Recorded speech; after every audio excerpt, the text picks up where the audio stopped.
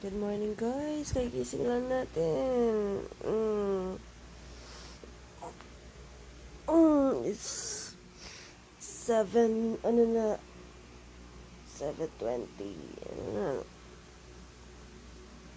Kagising lang natin.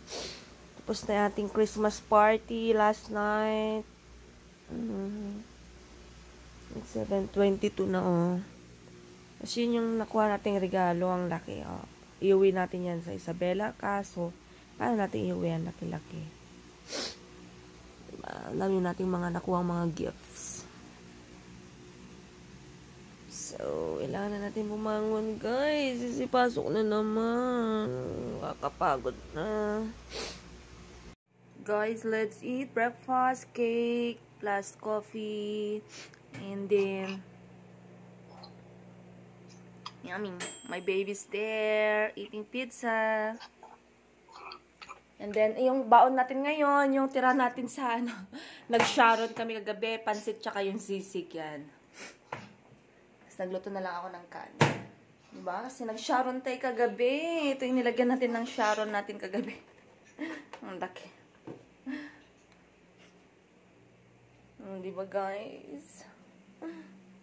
Hindi na natin kailangan magluto pa. Guys, pasok na tayo guys. Palate na naman tayo. Sing hirap gumising. Pagpagod ka talaga.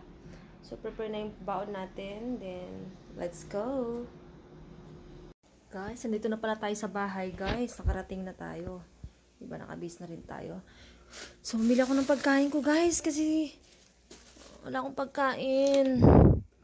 Tapos, bumili ako ng baliwag para sa baunin ko bukas kasi wala na akong time magluto guys kasi sobrang kabisi. Kaya yan na lang ko. Magpainit na lang ako ng tawag dito, kape. Magkakape tayo.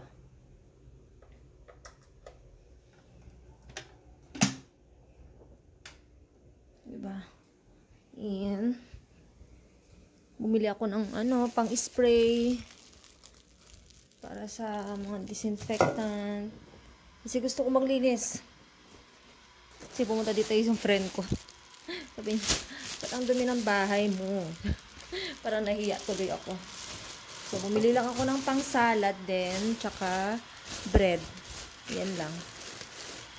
Yan naman ang binili natin guys, tsaka cheese. May pang breakfast tayo. Wala naman tayong mga dyan. Yan lang naman guys.